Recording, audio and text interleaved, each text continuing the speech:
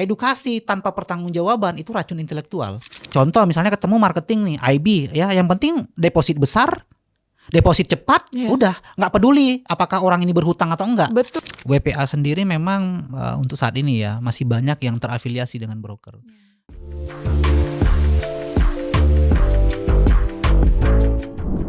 Halo teman-teman, halo trader, balik lagi bareng saya Lea di Ata Podcast yang kali ini kita masih akan membahas podcast reformasi industri trading Indonesia. Kalau episode pertama kita bahas kenapa sih industri ini harus direformasi total, hari ini kita akan bahas solusi utamanya tentang WPA, WPB, dan kompetensi trader. Dan tentu masih bareng narasumber kita yang visioner banget nih, pendiri Trading Research Institute dan wakil penasihat berjangka, Om GF. Halo lagi Om GF. Halo Lea.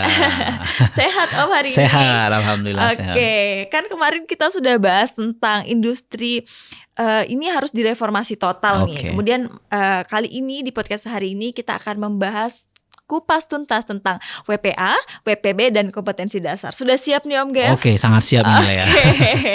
Oke, kita langsung saja ke intinya ya Om.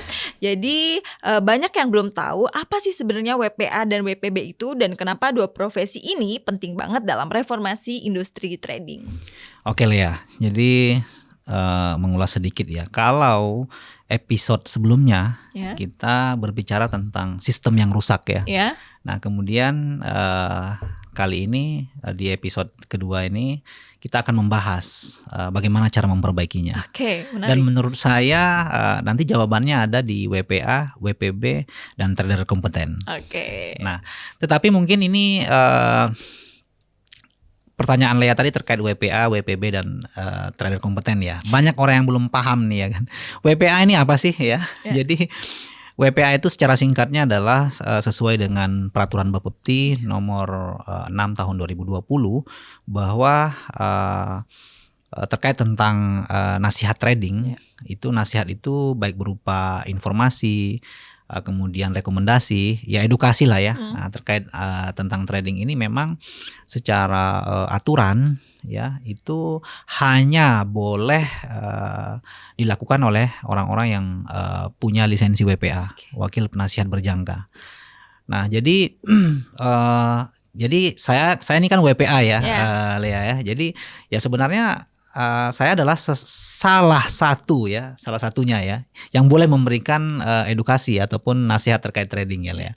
Nah itu ya. Kemudian WPB, wakil pialang berjangka, itu adalah orang ya. Jadi adalah orang yang memvalidasi. Ya, sebelumnya di podcast sebelumnya juga sudah saya bahas sedikit ya. Jadi WPB itu adalah orang yang memvalidasi apakah seseorang ini layak trading di akun real atau enggak. Nah, jadi seperti yang saya sampaikan sebelumnya bahwa mereka ini adalah orang-orang yang berada di perusahaan pialang. Jadi dialah yang memvalidasi, oh Lea apakah kamu sudah belajar di akun demo? Apakah kamu ditradingkan atau enggak? Biasanya apakah kamu sudah memahami resiko? Nah itu tugasnya WPB. Iya. Nah kemudian kalau terkait tentang trader kompeten ini, siapa sih yang dikatakan trader ya Lea? Ini kan sebenarnya belum ada yang membahas secara menyeluruh lah menurut saya. Orang semua punya asumsinya masing-masing bahwa trader itu ya yang penting kita punya modal, kita trading di bursa atau di financial market ya. Nah maka kita bisa dikatakan trader. Tetapi kalau dalam definisi saya memang seorang trader itu trader profesional ya, itu memang harus memiliki kompetensi juga. Makanya di buku saya Stop Trading Sebelum Memahami 8 Pilar Kompetensi Trader Profesional itu adalah 8 kompetensi yang saya ciptakan dari pengalaman saya. Saya merasa bahwa memang trader ini juga harus diikat oleh kompetensi-kompetensi ya. Seperti halnya WPA yang punya kompetensi, dokter punya kompetensi, trader pun juga sebagai profesi yang harusnya punya kompetensi tersendiri. Jadi itulah ya, mungkin itu sedikit gambaran ya terkait tentang WPA, WPB, dan trader profesional dalam versi saya. Oke, dari yang Pak GF, Om GF jelaskan tentang WPA, WPB, dan trader yang berkompeten, itu kedengarannya nih ideal banget nih. Tapi kan di lapangan nggak begitu ya Om ya, masih banyak WPA dan WPB yang seolah-olah nih buat saya itu cuma formalitas aja. gitu. Ya, benar sekali Lea. Jadi tapi memang sebenarnya pemerintah kita ataupun negara ini sudah menyiapkan jalurnya dengan baik menurut saya ya. Jadi WPA itu harusnya dia independen, tugasnya adalah memberikan nasihat, kemudian WPB yang kemudian yang memvalidasi, apakah kemudian layak untuk trading atau enggak, ya kan? Nah jadi tetapi dalam realitanya WPA sendiri memang untuk saat ini ya masih banyak yang terafiliasi dengan broker. Jadi fokusnya tidak lagi kemudian teman-teman ini tidak lagi kemudian fokus kepada bagaimana kemudian trader ini punya kompetensi ataupun punya skill yang menarik, tetapi menjadi ajang kamuflase broker karena mereka kebanyakan sebenarnya mohon maaf ya di belakang layar pun mereka adalah bagian dari broker. Jadi broker sedang berkamuflase nih supaya mereka legal dalam memberikan edukasi. Tapi endingnya juga sama. Bagaimana cara bisa deposit cepat, bagaimana caranya bisa deposit besar supaya komisinya besar. Jadi jadi ajang ini juga Lea, jadi ajang untuk perekrutan nasabah juga sebenarnya. Padahal kan esensinya nggak seperti itu. Jadi WPA itu harus independen dan itu WPA itu mendapatkan fee ya, bukan dari komisi, tetapi dari bayaran layaknya dokter, kemudian layaknya pengacara ya. Harusnya seperti itu. Tapi di lapangan masih jauh lah dari harapan karena memang kebanyakan masyarakat nggak sadar pentingnya profesi ini. Akhirnya apa? Profesi ini nggak dikenal sama masyarakat, ya kan? WPA siapa sih WPA? Ketika orang datang, oh saya WPA, orang melihat kita masih seperti marketing. Karena memang yang selama beberapa tahun ini memang WPA tugasnya kayak marketing juga masalahnya. Saya tidak menafikan itu ya teman-teman. Jadi agak serba salah ya. Jadi menurut saya memang ke depan ini citra WPA ini harus diangkat lah. Masyarakat harus tahu bahwa ini merupakan profesi yang mentereng, sejajar dengan profesi-profesi lainnya ya. Nah, tetapi sayangnya itu tadi ya, fungsi WPA belum berjalan dengan baik ya kan. Kemudian WPA belum dikenal ya kan. Jadi kita masih dipandang sebagai marketing menurut saya. Nah, kemudian kalau WPB itu memang dia harusnya kan WPB ini dia betul-betul ketat dia dalam menseleksi ya bahwa trader ini klien ataupun nasabah ini memang sudah layak untuk trading atau enggak. Jadi tapi yang terjadi di lapangan hari ini WPB pun cari nasabah juga ya kan? Karena udah jadi berkecimpung dengan broker ya kan, menjadi bagian dari broker dan mereka akhirnya ngejar komisi juga ya kan, bagaimana cara dapatkan klien ya dari WPB tadi. Jadi industri ini memang agak ini ya, banyak hal yang harus kita reformasi menurut saya, baik itu WPA maupun WPB tadi. Gitu. Jadi memang banyak yang harus dibenahi ya Om ya. Betul. Dalam industri trading ini bukan cuma WPA dan WPB-nya saja yang perlu dibereskan, kemudian trader-tradernya juga sendiri yang paling penting ya Om ya. Kemudian tadi kan Om GF sempat menyinggung tentang trader kompeten, terus menyinggung juga tentang 8 pilar kompetensi trader profesional. Mungkin bisa dijelaskan Om GF? Ini rumusan saya ya. Lea, karena menurut saya kalau kita tidak punya standar kompetensi seorang trader, maka selamanya profesi trader ini tidak akan menempati posisi dengan profesi yang terhormat menurut saya. Orang masih menganggap trader ini ya gambling, judi ya kan, nggak bisa disejajarkan dengan dokter ya kan, pengacara. Padahal menurut saya trading ini adalah profesi terhormat gitu kan. Kenapa? Karena ketika kita trading, kita sukses di trading, kita passive income ya, kemudian kita bisa menjadi seseorang yang benar-benar bebas finansial ya. Kenapa? Karena ya profitnya mohon maaf nih, dibandingkan dengan profit di bisnis real ya. Ini di trading ini luar biasa. Kita kalau skill kita sudah terbentuk ya kan, kita mau dapatkan profit ribuan bahkan ratusan ribu dolar per hari pun bisa ya. Jadi menurut saya ya trader ini harusnya sejajar dengan profesi-profesi lainnya. Cuman sayangnya ya kan, selama ini kan nggak pernah ada yang merumuskan siapa sih yang harus dianggap sebagai seorang trader ya kan. Makanya dari pengalaman saya yang trading dari tahun 2009 ya kan, ini harus saya rumuskan sendiri dengan buku saya tadi ya, buku Stop Trading sebelum memahami 8 pilar kompetensi trader profesional. Nah, apa yang saya bahas di sana Lea? Yang saya bahas yang ada 8 kompetensi ya. Menurut saya ketika dari 8 ini seseorang memiliki 8 ini, maka dia barulah layak dikatakan sebagai seorang trader. Yang pertama adalah mindsetnya. Mindset seorang trader itu haruslah dia haruslah bermindset bahwa trading ini profesi. Sama kayak profesi dokter, sama kayak profesi pengacara.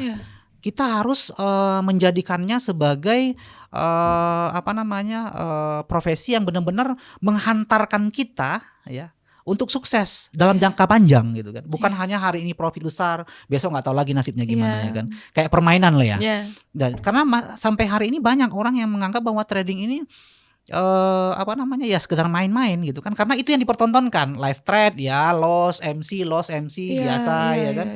Gitu kan, jadi kayak permainan aja ya karena muncul hari ini gitu. Jadi mereka tidak menganggap bahwa seorang trader itu ya ini profesi jangka panjang, bahkan untuk seumur hidup gitu kan.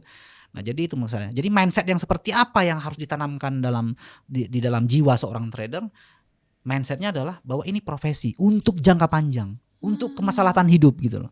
Jadi bukan hanya untuk sekedar mainan. Itu yang pertama. Kemudian yang kedua, seorang trader profesional dia haruslah belajar pada orang yang kompeten. Pertanyaannya kan siapa orang yang kompeten? Iya, itu. Semua orang mengaku kompeten masalahnya ya kan. Nah, menurut saya orang yang kompeten itu adalah WPA hari ini. Kita harus tegas itu. Wakil penasihat berjangka, tapi yang betul-betul punya integritas ya, yang independen, yang punya integritas ya kan. Karena kenapa WPA itu? Karena memang mereka diikat oleh regulasi, mereka diikat oleh kode etik, kompetensi sama kayak dokter. Dan bukan hanya tanggung jawab memberikan nasihat, tapi laporan pertanggungjawaban pun dipinta nantinya ya kan, melalui Bapepti ya, lewat Bapepti ya. Jadi menurut saya, karena begini, nasihat tanpa regulasi itu sama halnya seperti racun intelektual. Edukasi tanpa pertanggungjawaban itu racun intelektual. Semakin banyak yang menggunakan, semakin banyak yang hancur. Kenapa? Karena kan tidak punya pertanggungjawaban. Contoh misalnya ya, orang boleh nih, ya kan, orang boleh, siapapun boleh membuka grup edukasi. Entah terlepas dari ilmu yang diajarkan ini sudah divalidasi atau enggak, bermanfaat atau enggak, ya kan? Kan nggak pernah ada yang memvalidasi ini gitu kan. Jadi efeknya sama orang yang diajarkan bagaimana? Untung nggak? Jangan-jangan hancur kan gitu? Kan tidak pernah ada ini. Makanya dengan adanya WPA tadi, WPA tidak hanya memberikan nasihat, tetapi yang pertama yang harus kita lakukan adalah kita harus memetakan profil klien dulu. Misalnya Lea nih mau belajar nih, kita petakan dulu profilnya. Yang pertama apa yang harus dipetakan? Financial capacity-nya Lea. Penghasilan per tahun berapa, per bulan berapa kebutuhan primernya, kemudian berapa dana yang akan ditradingkan. Karena semuanya harus ada rumusnya. Betul. Misalnya kan akan menjadi lucu ketika misalnya Lea penghasilannya per tahun 1 miliar, tapi Lea tradingnya misalnya 5 miliar. Tentu kan ketika loss akan menghancurkan finansial kan. Betul. Apalagi harus berhutang dan lain sebagainya. Jadi financial capacity itu harus dibicarakan di awal. Nah, yang terjadi di luaran hari ini ketika mereka ada yang live trade, mereka langsung masuk di grup, ya, kan tidak begitu lah ya. Mereka tidak lagi memetakan profil tadi, terutama financial capacity. Contoh misalnya ketemu marketing nih, IB, ya, yang penting deposit besar, deposit cepat, udah nggak peduli apakah orang ini berhutang atau enggak. Betul. Nah tapi kalau WPA nggak harusnya nggak seperti itu. Kita harus memetakan. Tapi ini yang WPA yang punya integritas ya. Tapi kalau WPA juga berdiri di atas kepentingan broker ya pasti juga ya itu yang penting deposit cepat, deposit besar kan gitu. Saya berbicara hari ini dalam posisi WPA yang punya integritas ya. Nah kemudian setelah kemudian financial capacity-nya dipetakan, maka yang kedua ya, dia harus dipetakan risk profile-nya seperti apa. Apakah dia konservatif, moderat, agresif? Karena strateginya nanti berbeda Lea. Kalau Lea punya misalnya risk profile-nya Lea agresif, saya berikan strategi yang konservatif ataupun mungkin yang swing, enggak nyambung nanti. Gitu jadi harus disesuaikan. Nah selama ini di luar sana nggak begitu kan. Semua diajarkan full margin, semua diajarkan scalping, padahal kan belum tentu cocok. Betul, iya sih Pak. Nah betul, itu ya. Betul, nah kemudian yang ketiga adalah bagaimana risk appetite-nya. Berapa sih resiko yang siap ditanggung? Bukan hanya dia memahami resiko ya. Karena kenyataannya hari ini orang yang hancur di trading bukan orang yang tidak paham resiko. Tetapi mereka tidak punya risk appetite, tidak punya target resiko yang dia siap kehilangan gitu loh. harus dipetakan. Kenapa? Karena ini nanti ada kaitannya dengan inilah ya. Kaitannya dengan roadmap recovery. Ketika loss sekian bagaimana dari risk appetite-nya harus dihitung dari situ. Jadi enggak deposit MC deposit ya kan, MC deposit ya kan, itu aja tuh ya kan. Jadi harus risk appetite-nya harus kita petakan. Nah, kemudian yang terakhir adalah kita harus memetakan apa sih tujuan dia trading. Karena orang lah ya, setiap orang memiliki tujuan yang berbeda-beda. Dia buka akun nih untuk apa nih? Apakah untuk lindung nilai? Apakah untuk penghasilan tambahan atau untuk spekulasi? Itu berbeda. Kalau misalnya Lea tujuannya adalah untuk spekulasi, buka akunnya, ya kita ngasih ilmunya mungkin scalping misalnya ya kan, atau full margin karena memang dia tujuannya untuk spekulasi, siap untung besar, siap rugi juga 100% gitu loh. Nah ini harus kita petakan. Orang yang lindung nilai tentu berbeda. Kita harus ngasih strateginya yang seaman mungkin karena yang dia kejar bukan lagi profit besar kan, tapi yang penting kestabilan. Nah inilah tugasnya WPA. Jadi WPA itu harus memprofiling ini dulu, memetakan profil klien dulu, barulah kemudian nasihat itu diberikan. Baru nasihat itu diberikan. Nah, kemudian setelah nasihat itu diberikan, nggak cukup hanya di nasihat itu, tapi seorang WPA itu harus melaporkan bagaimana sih, ya kan, jalannya nasihat itu ke Bapepti. Sebagai harus. Nah, ini kan jadinya kan menarik ya. Kita sebagai WPA dituntut untuk punya integritas, karena kita harus mempertanggungjawabkannya di Bapepti. Jadinya kan menarik nih. Menarik banget Pak. Saya baru tahu itu. Klien ini boleh komplain ketika nasihat yang kita berikan tidak sesuai dengan perjanjian. Ke Bapepti? Iya. Oh, sampai segitunya. Makanya yang menghancurkan masyarakat selama ini menurut saya apa? Karena tidak adanya pertanggungjawaban orang-orang yang memberikan edukasi. Semua orang bebas memberikan edukasi, entah salah dan tidak, entah salah atau benar ya kan. Akhirnya apa yang terjadi? Hancur masyarakat kita. Karena nggak ada yang memvalidasi edukasinya benar apa enggak ini ya kan. Jadi itulah ya. Nah, jadi menurut saya itulah. Jadi kita yang kedua ini kan belajar dengan orang yang kompeten. Kemudian yang ketiga, proses pembelajaran haruslah dengan kurikulum. Karena profesi kan, secara berjenjang. Kemudian yang keempat, pengujian skill harus dilakukan secara berkala. Karena kan gini lah ya. Di trading setiap saat tuh ada peluang. Tapi tergantung skill kita membaca peluang itu. Dan yang menariknya di trading itu ada akun demo sebenarnya, akun virtual ya. Jadi orang boleh latihan dulu, skillnya dilihat dari situ nantinya ya kan. Nah, selama ini kalau kita ketemunya dengan broker ataupun IB, yang terjadi bukan lagi membentuk skill kan, tapi bagaimana caranya bisa deposit cepat. Deposit cepat. Deposit besar. Supaya komisi mereka bisa dapat besar. Entah rugi entah untung mereka untung gitu kan. Entah rugi trader rugi atau enggak, ya IB broker untung gitu kan. Untung, yang penting mereka untung. Betul. Nah, sekarang ya mereka ya harusnya kan skill ini harus diuji secara berkala dengan parameter yang jelas. Ya selayaknya profesi. Nah, kemudian strategi yang digunakan ya itu haruslah diuji juga. Di kondisi market normal bagaimana, berhasil enggak? Di kondisi market trending berhasil enggak? Di kondisi market ekstrim berhasil enggak? Kita uji dengan backtest, kita uji dengan forward test. Jadi harus area memvalidasi nih bahwa strategi kita ini memang bagus atau enggak. Enggak hanya sekedar asumsi ya. Selama ini kan hanya asumsi saja namanya ya kan. Wah, strategi ini bagus tapi kan enggak pernah ada yang memvalidasi. Nah, kemudian roadmap recovery. Roadmap recovery ini penting. Roadmap recovery ini yang seperti apa? Kan tadi sudah ada risk appetite. Berapa sih target resiko yang siap dia kehilangan kan gitu. Maka kita harus petakan ketika loss 10% bagaimana, 20% bagaimana, 30%. Jadi jelas langkahnya. Enggak hanya ilusi aja. Deposit top up lagi. MC top up lagi, MC top up lagi. Kan ini yang terjadi. Nah, banyaknya begitu ya, Pak? Jadi kayak lingkaran setan dia kan. Iya, betul, lingkaran setan jadi itu ya. Nah, kemudian apa lagi? Parameter kapan harus mundur. Setiap orang kan, setiap bisnis kita cocok-cocokan ya. Nggak semua juga orang cocok jadi trader ya. Tapi yang menjadi masalah selama ini mereka tidak punya parameter kapan harus mundur. Makanya menurut saya seorang WPA harus merumuskan ini. Ini kompetensi ketujuh ya. Dia harus punya parameter kapan harus mundur. Nah, menurut saya ada 3. Yang pertama adalah ketika finansialnya sudah terganggu. Kebutuhan primer sudah terganggu gara-gara trading. Kemudian mentalnya sudah keganggu, sulit tidur dan lain sebagainya. Udah mulai stres nih Pak. Nah, kemudian yang ketiga adalah ketika moral. Sudah mulai berhutang, sudah mulai berbohong sama keluarga, sudah mulai jual aset, sudah mulai pinjol mungkin ya kan untuk top up dan lain sebagainya, menghalalkan segala cara. Bahkan mungkin sudah berpikir Mungkin ada nih di antara kayak mana caranya supaya bisa dapat dana besar nih. Iya. Mungkin sudah ada yang bahkan berpikir untuk melakukan kriminal kan. Kriminal, betul Pak, betul. Nah ini kan berbahaya. Kita harus punya, makanya kita di program kita, saya sudah merumuskan ya satu program namanya Stop Trading Index. Jadi kita bisa mendeteksi nih, orang ini harusnya sudah layak stop nih. Saya sudah buatkan toolsnya ya untuk itu. Nah, jadi kita ada tulis tuh Stop Trading Index. Ini satu-satunya nih di Indonesia. Satu-satunya di Betul, Indonesia. Stop Trading Index itu adalah satu tools yang saya rumuskan bagaimana mendeteksi apakah dari sisi finansial, moral dan finansial, kemudian mental dan moral ini sudah benar-benar sudah rusak gitu kan. Dan ini harus stop dan harus konsultasi dengan WPA. Oh iya.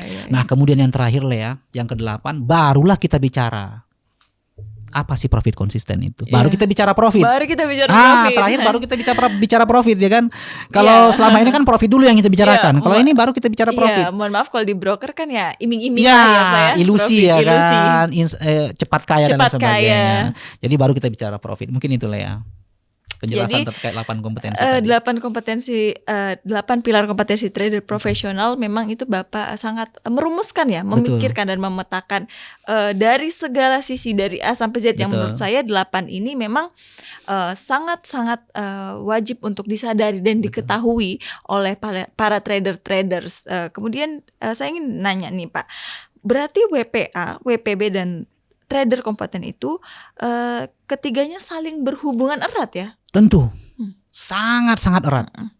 Nah, selama ini kan terpisah-pisah ya kan, karena dia diikat oleh kepentingan tadi ya kan.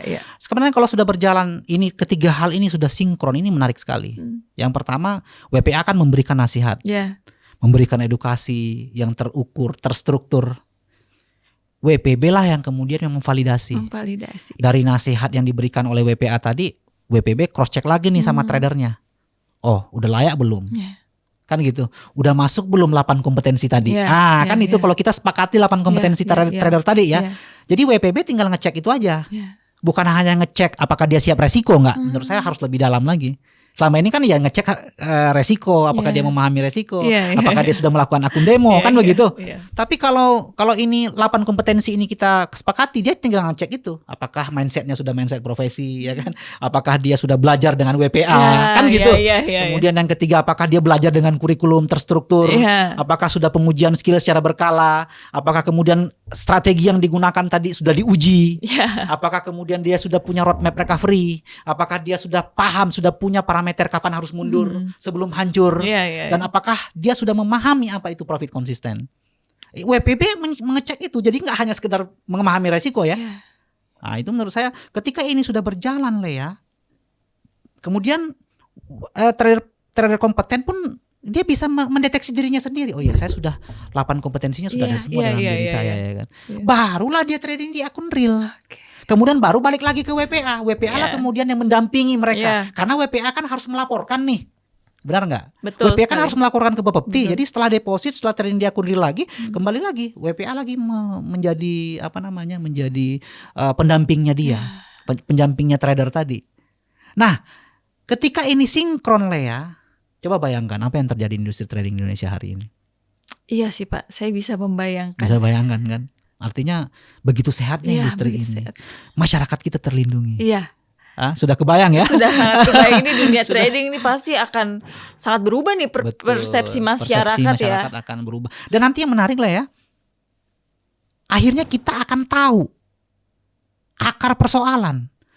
Nanti WPA bisa diaudit.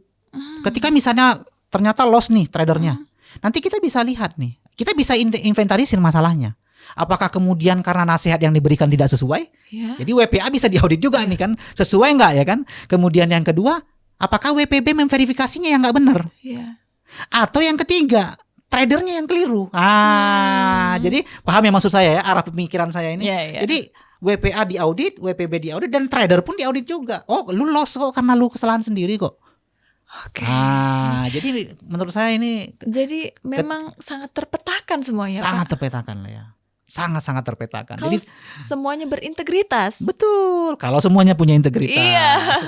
Betul. Itulah ya. Wah, Pak, ini menarik banget sih karena memang ternyata ini kalau saya bilang ini tiga WPA, WPB dan trader kompeten ini memang saling membutuhkan nih tiga-tiganya. Betul. Jadi untuk menjadi seorang trader yang kompeten juga harus diedukasi juga sama WPA yang berintegritas, sama WPB yang berintegritas juga. Betul. Ya Bapak ya. Kemudian soal Bapak tadi sempat membahas soal moral, audit moral. Itu istilah menarik ya Pak. Maksudnya itu gimana sih? Saya masih belum terlalu paham. Oke. Pada dasarnya kan kita kembali ke moral sih, Lea, menurut saya ya. Jadi moral ini ketika kita berbicara moral maka tentu kita berbicara tanggung jawab. Ketika kita berbicara tanggung jawab, maka trading ini menurut saya kita tidak hanya berbicara tentang financial market. Tidak kita hanya berbicara tentang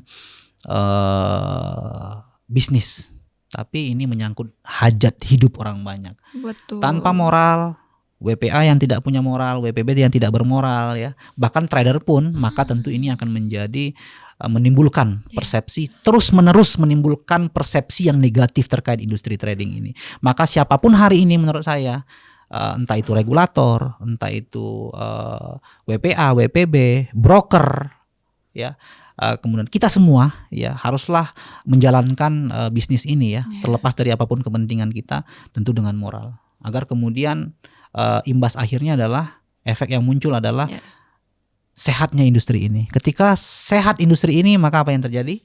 Semua orang akan merasa terlindungi. Betul. Masyarakat akan berbondong-bondong untuk belajar trading. Kan? Berbondong-bondong untuk mengejar profesi trader. Dan kita sebagai seorang trader tidak malu lagi ya kan, mengakui diri kita sebagai seorang trader. Karena mohon maaf nih Lea, saya pernah berada di posisi itu. Saya malu menjadi seorang trader. Saya malu mengakui posisi saya sebagai seorang trader.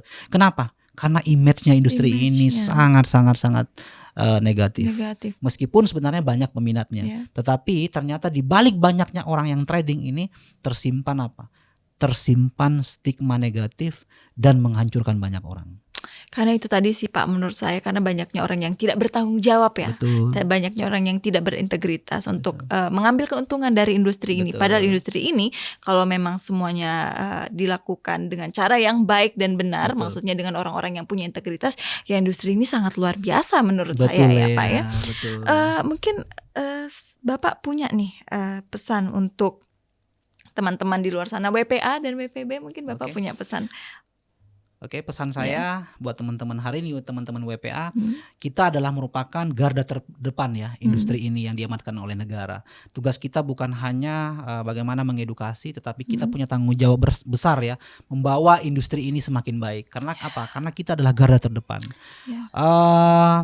Teredukasi, kemudian dewasa atau tidaknya masyarakat kita terkait industri ini, atau baik dan buruknya pandangan masyarakat terkait industri ini, semua itu tergantung kita, bagaimana cara kita mengedukasi. Jadi menurut saya kita harus jaga profesi ini dengan baik, kita harus menjaga marwah ataupun kehormatan industri ini, kemudian WPA ya.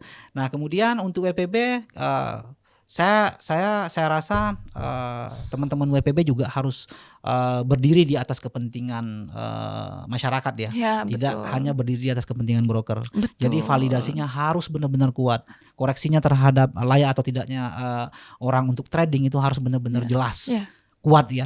Nah kemudian teman-teman yang berniat untuk menjadi trader profesional, menjadi trader profesional itu tidaklah mudah. Kalau dalam versi saya ada 8 kompetensi yang harus kalian jalani. Tanpa kehilangan satu kompetensi saja, maka tentu itu bisa berakibat fatal untuk kalian. Dan trading ini bukan adalah menurut saya trading adalah merupakan profesi yang sejajar dengan profesi terhormat lainnya seperti dokter. Maka kalian dalam belajar trading pun haruslah seperti layaknya profesi yang lain. Setuju. Luar biasa banget nih ya Pak GF. Saya rasa nih teman-teman pendengar mulai kebayang ya ini betapa pentingnya profesi WPA dan WPB ini untuk menjadi seorang trader yang kompeten ya Pak. Kalau dari saya pelajarannya itu satu, industri ini bisa sehat kalau setiap pelakunya punya tanggung jawab moral. Betul Ya Pak ya. Terima kasih ya Bapak untuk bincang-bincang kita hari ini, di mana saya sangat senang sekali karena dalam podcast kali ini Bapak sangat-sangat mengedukasi teman-teman yang mungkin pengen menjadi trader agar menjadi trader kompeten. Itu kita butuh WPA dan WPB Betul. yang memiliki integritas. Betul. Ya teman-teman ya. Terima kasih buat teman-teman yang sudah menyaksikan podcast kita kali ini. Jangan sedih karena kita masih ada lagi podcast-podcast berikutnya. Jadi agar tidak ketinggalan, teman-teman jangan lupa like, comment, and subscribe. Jadi tiap minggunya kita akan mengadakan podcast-podcast yang sangat menarik. Saya Lea Jasmine undur diri dan Saya Gibran Ferdiansyah. kami undur diri sampai bertemu di podcast selanjutnya.